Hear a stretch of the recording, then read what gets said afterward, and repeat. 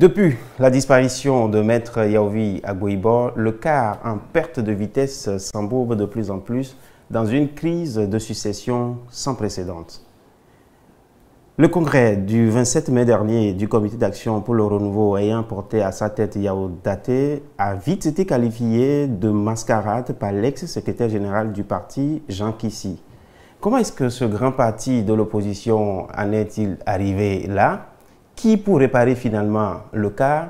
Mesdames et messieurs, au-delà même du CAR, comment est-ce qu'on peut comprendre ces genres de situations, ces genres de crises de succession, une fois que le leader est affaibli, le leader fondateur du parti politique est affaibli ou a disparu?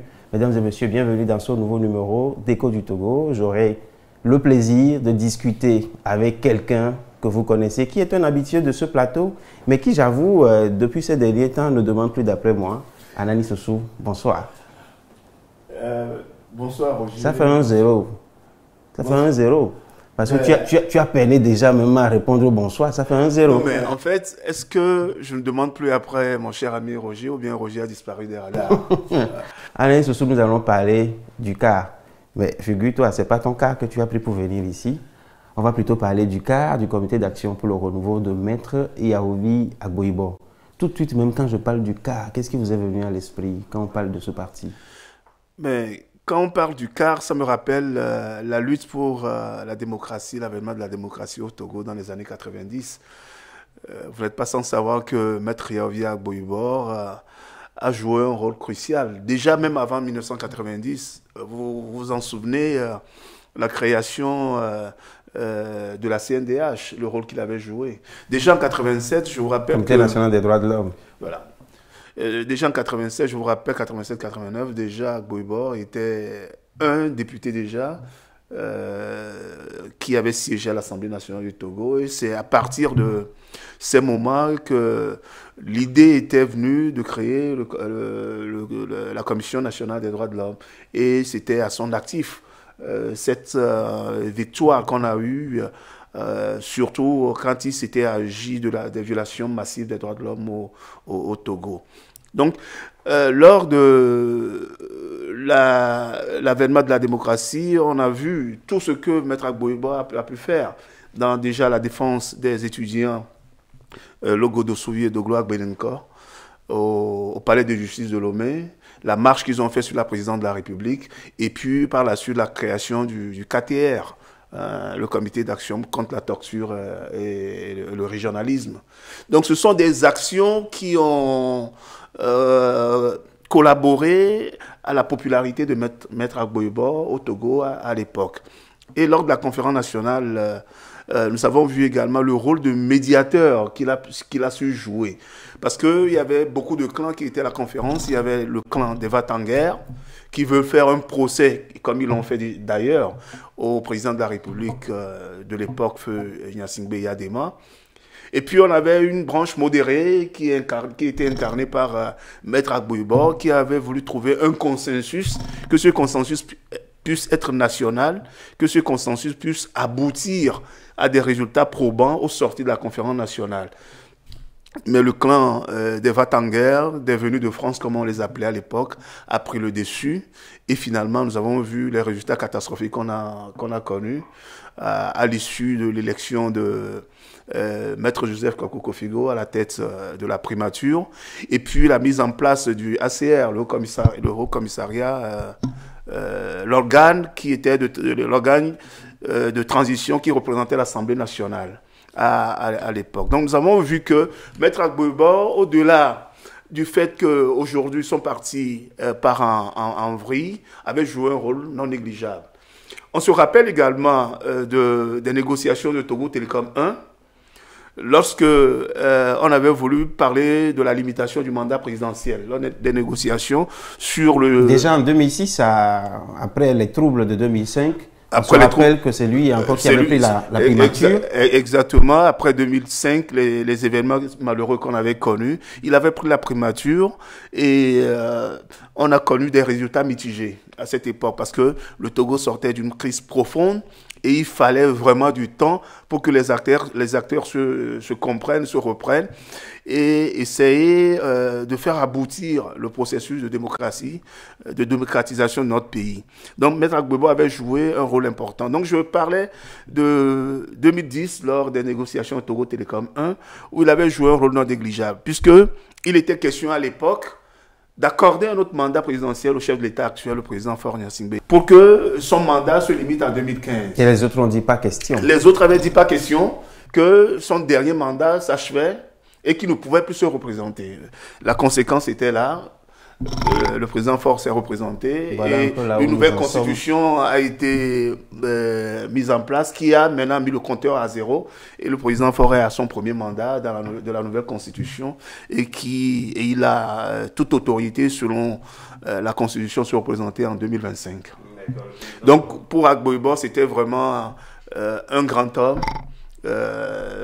On lui a rendu hommage, on va continuer à le rendre hommage. Il a été cet incompris-là, à qui on a associé des moments de félonie par rapport à sa proximité avec le président Gnassingbé Yadema, puis avec le président Faure. Mais c'est un grand homme qui a voulu jouer un grand rôle pour qu'on n'en soit pas à ces blocages qu'on avait connus dans les années précédentes. Gbagbo, grand homme reconnu par Nani Sossou une fois encore sur ce plateau ce matin.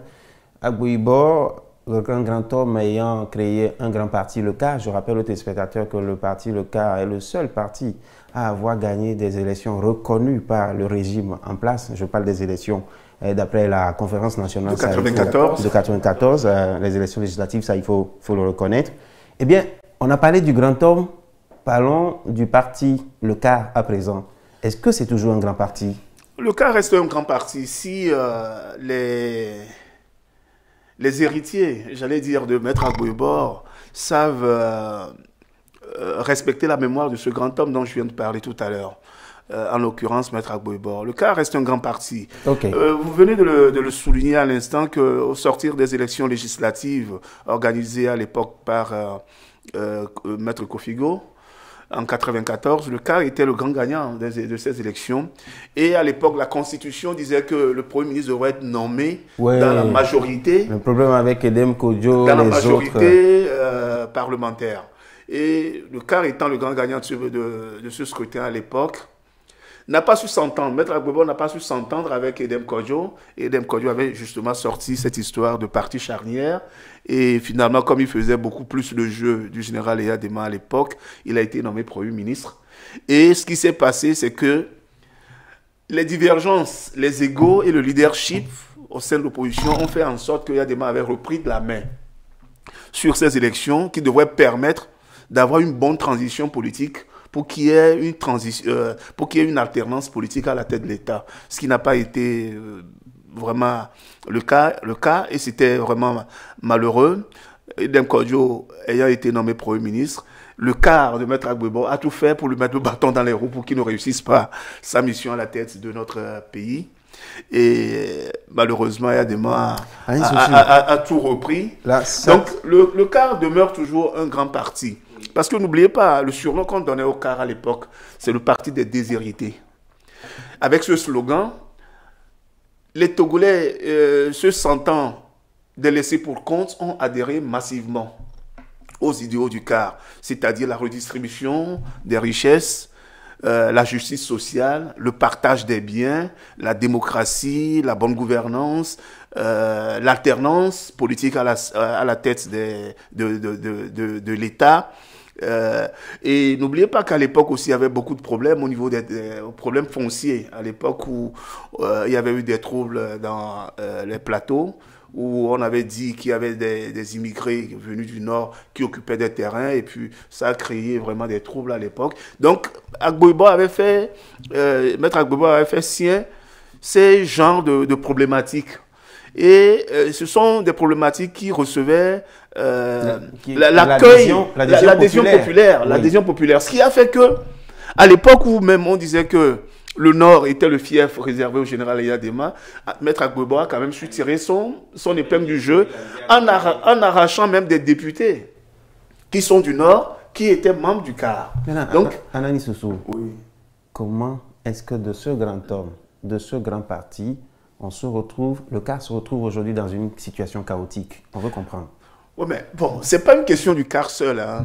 C'est pas une question du CAR seul. C'est au-delà de cela, le problème qui se pose à la tête de nos partis politiques, surtout au Togo, parce qu'il y a l'exemple de l'UFC qui est là. La guerre est toujours là. Oui, il y a pratiquement UFC 1, UFC 2, on sait plus. Il faut attendre simplement que du jour au lendemain, on ne lui souhaite pas, touchons du bois, que Jésus-Christ Olympio, le patron de ce parti, ne soit plus de ce monde. Vous allez voir ce que va devenir l'Union des forces du changement. On va aborder cette partie dans la deuxième. La CPP. Oui. Il y avait tous ces problèmes à la convergence. D'Edem Kodjo. D'Edem Kodjo, une fois qu'il était décédé. Vous avez vu tout ce qui s'est passé. Le problème, c'est que les partis politiques sont conçus à l'image de leur chef. C'est-à-dire que le président fondateur, il crée son parti, il reste le président à vie jusqu'à sa mort. Et est-ce que c'est écrit dans les textes comme ça? Non, ce n'est pas écrit dans les textes. Okay. Mais on a ce culte de la personnalité dans nos pays africains. C'est la culture africaine même en soi qui... C'est le culte de la personnalité à outrance. C'est-à-dire que c'est le président qui a créé le parti. Ce n'est pas les idéaux qu'on vote ici, c'est l'homme qu'on vote. C'est voilà. ce que vous voulez dire. Et quoi qu'il en soit, c'est le président fondateur qui reste à la tête du parti. Et ses missi dominici, c'est-à-dire ses courtisans, sa basse-cour, c'est comme dans la cour du roi Péto. Donc, il y a ceux qui font les missi dominici, les bénis oui-oui, ceux qui sont les fous du roi. Il y a tout ce monde-là et chacun veut être dans les bonnes grâces du patron. Et au lieu de lui dire de respecter les tests, on la double. Et le président se croit tellement fort. Ça, c'est le premier aspect du problème. Le deuxième aspect, et qui est toujours réel dans presque tous les partis politiques au Togo, c'est que nous n'avons pas la culture de militantisme dans nos pays.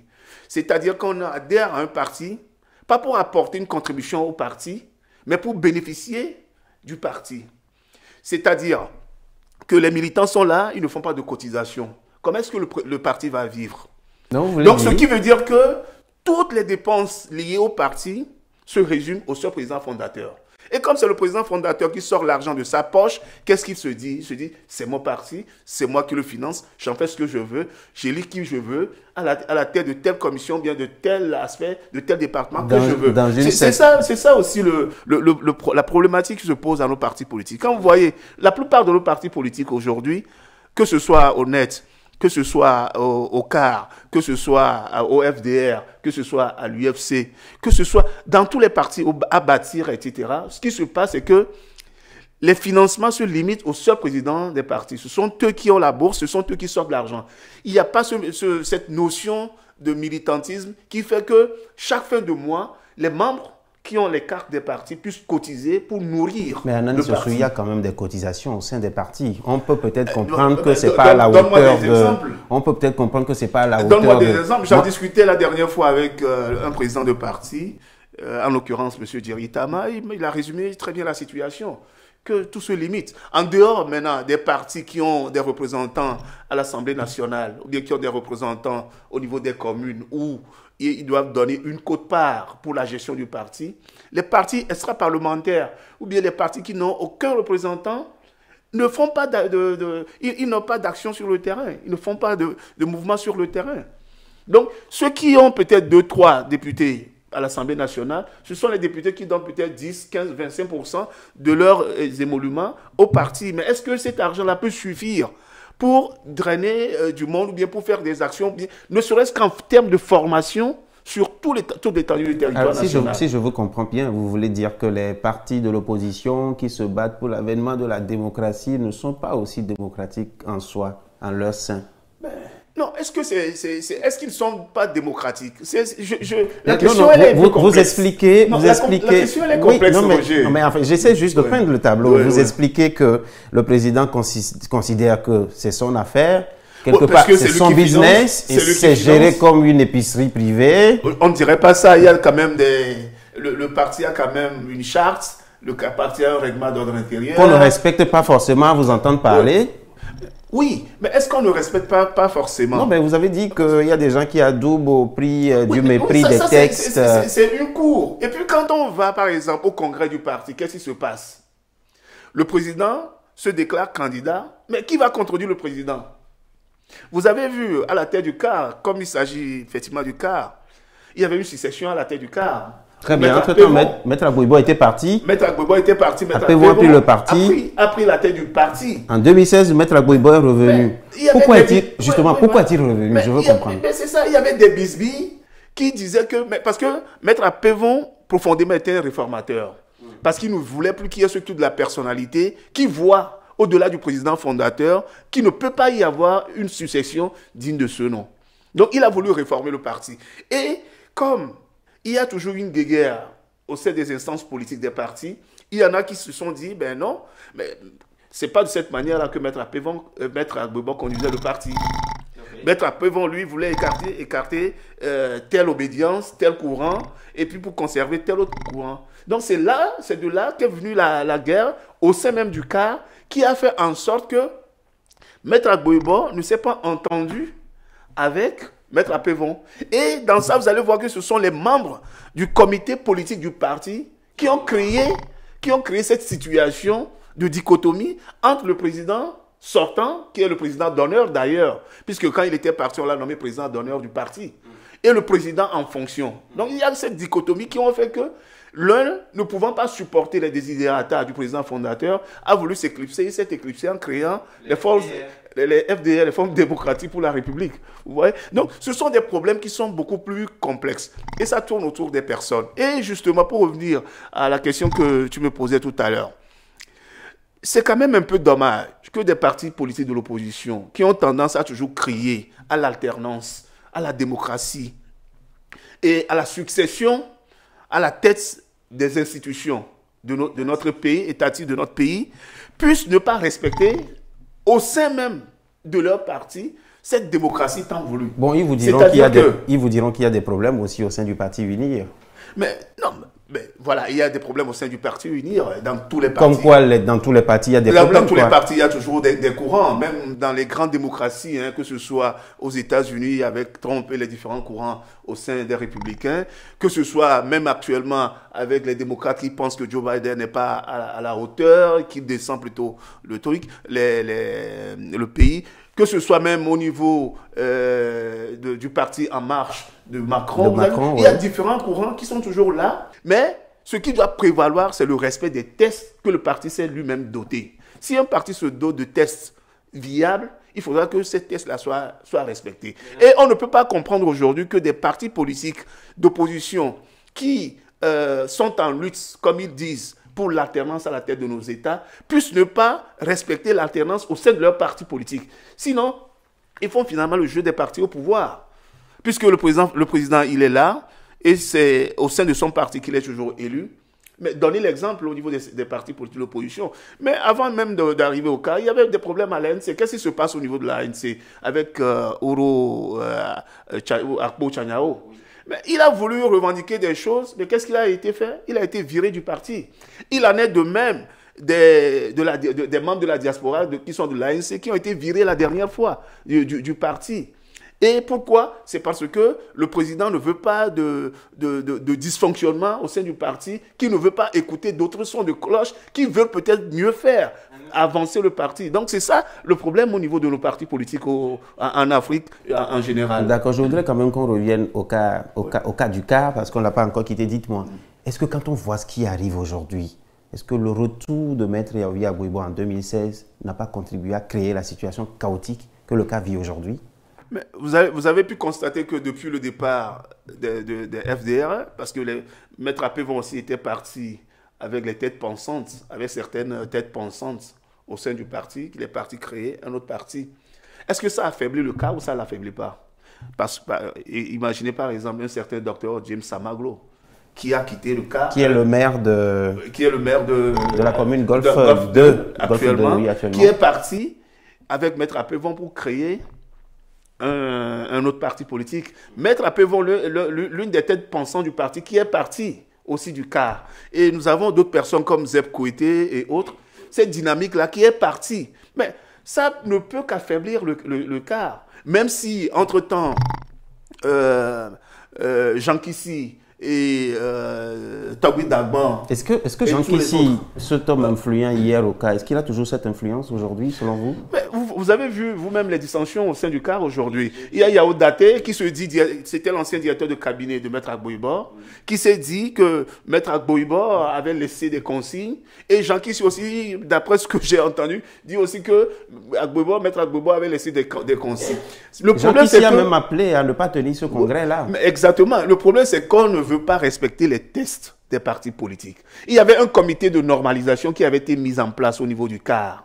Et il y a un clan qui était contre ce comité de normalisation et il y a un autre clan qui tenait franchement à la bonne tenue du congrès. Et le spectacle désolant, on l'a vu le 27 mai 2023, lorsqu'ils en sont venus aux mains.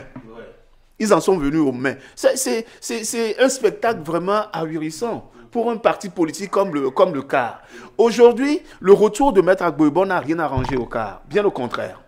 Bien au contraire. Ça se met de la dissension. Et maintenant, les héritiers du CAR, étant donné que Maître Agboiba est décédé, je crois, le 30 mai 2020, à Paris, au lieu que les héritiers se mettent ensemble pour faire table rase, pour se dire, voilà, le président fondateur, il est mort, le mythe du président fondateur aussi doit mourir avec lui. Au lieu de dire ça, il y a les gens qui sont restés dans les culottes de Maître Agboiba. Même décédés. Même décédés, les gens qui sont restés dans les culottes de Maître Agboiba pour incarner une certaine succession, pensant faire croire que lorsqu'on va dire que nous sommes les vrais héritiers de Maître Agboiba, ça allait donner au sein de la population. Les agboibistes, c'est comme ça on les appelle maintenant. Mais c'est franchement le contraire qui se passe. Et aujourd'hui, on a deux courants. La dernière fois, qu'est-ce qui s'est passé? Il y en a un courant qui est parti défoncer les portes du parti, du siège du parti. Et il y a un autre courant qui est venu siéger après pour dire, voilà, nous sommes les héritiers. C'est quel spectacle on peut donner? Spectacle, dans ce beau spectacle, dites-moi, qui au sein du parti CAR aujourd'hui a une certaine image, une certaine prestance pour réparer ou dépanner le CAR? La seule option qui reste pour le CAR aujourd'hui, c'est de se réunir pour taire les divergences. Respecter la charte du parti, le règlement d'ordre intérieur du parti et convoquer un autre congrès ou bien s'entendre entre eux pour peut-être laisser dater avec un bureau directeur ou bien laisser M. Kolani qui est le troisième vice-président si ma mémoire est bonne. Il faut former, il faut qu'ils se retrouvent entre eux en conclave pour taire les divergences. Et à l'issue de cette divergence-là, soit conserver M. Daté dans ses fonctions, soit créer un comité directeur pour aplanir les divergences et ainsi refaire un autre congrès pour essayer de réélire un successeur digne de ce nom. Sinon, à l'allure où vont les choses, il y a le clan Dagban, Kissi, il y a le clan Daté et les autres. À cette allure, le CAR, on est à l'orée des élections législatives. J'ai l'impression que ces partis ne comprennent pas ça. On est à la veille des élections législatives et des premières élections régionales. Quand on donne un tel spectacle, est-ce que les populations peuvent avoir confiance en ces gens qui se divisent entre eux pour le pouvoir déjà, pour leur donner la voix, le quitus nécessaire pour accéder à des fonctions représentatives au sein de la population? Dites-moi, au jour d'aujourd'hui, s'il faudrait peut-être arranger cette situation pour que les partis de l'opposition puissent quelque part vivre au-delà de trucs là, qu'est-ce qu'il faut faire? Je rappelle quand même au passage qu'il y a quelques rares partis en Afrique, un peu comme le NPP du Ghana, le CPP du Ghana, qui sont tous créés dans les années 50, qui sont encore là aujourd'hui. Il y a l'ANC qui a fêté ses 100 ans en 2012. Il y a le PDCI en Côte d'Ivoire, mais à part ça, ça se compte quand même sur le bout des doigts. Oui, effectivement, le problème qui est récurrent pour tous les partis politiques en Afrique, c'est que ces partis politiques n'ont pas de financement, n'ont pas d'argent. Au Togo, il existe une charte des partis politiques qui a été votée en avril 91, qui a institué les partis politiques. Et il y avait également une clause qui obligeait l'État à financer les partis politiques. Mais ce financement est subordonné au respect de certaines règles. Donc, le problème qui est récurrent au sein des partis politiques, c'est qu'ils n'ont pas de financement. Parce qu'il faut un financement pour former les militants. Et ce sont les militants qui font les partis politiques. Tant que les militants ne seront pas formés, ils ne sauront pas ce qu'on appelle un parti politique. Ils ne sauront pas ce qu'on appelle une démocratie. Ils ne sauront pas quel rôle de citoyen ils peuvent jouer au sein de nos sociétés. Donc c'est ça un des handicaps de nos partis politiques au Togo. Et généralement, vous allez voir que quelqu'un qui crée un parti, c'est quelqu'un qui a un peu de moyens financiers. Et dès lors que cette personne a un peu de moyens financiers, il résume le parti à ses desiderata. Donc ça veut dire que c'est tout ce que lui dicte. Et du jour au lendemain où le président n'a plus d'argent, vous allez voir qu'il y aura des dissensions au sein de ces partis politiques. Donc la grande question qui se pose à nous en Afrique, et je vais me référer un peu à ce que feu Jacques Chirac avait dit, l'Afrique est-elle prête pour la démocratie? Ça, c'est la grande question qu'on doit se poser. La deuxième question qu'on doit se poser, c'est est-ce que nous ne devons pas adapter notre démocratie à nos valeurs, à nos coutumes, à nos traditions? Est-ce qu'il faut calquer nos démocraties sur le modèle occidental? Ça, c'est une des grandes questions pour lesquelles on aura peut-être une occasion. J'avoue que ça peut faire l'objet d'un sujet de philosophie de 4 heures de temps. Anani Sossou, merci. Merci Roger, et ça fait plaisir d'ouvrir la nouvelle saison de Écho du Togo. J'ai pris plaisir à échanger avec Anani Sossou. J'espère que ces analyses vous ont éclairé.